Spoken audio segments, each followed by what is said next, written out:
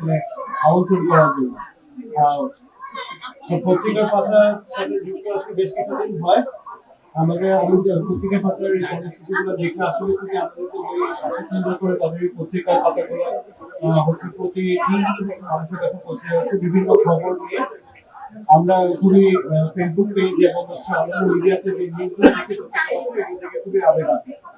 আমার ব্যক্তিগত পরিচয় হচ্ছে আমি দীর্ঘ 20 বছর কর্মজীবনের পরে একটা ছোট উদ্যোগ নিয়ে শুরু করেছি আমার ওয়াইফ এবং সাথে আরো কিছু মানুষদেরকে নিয়ে।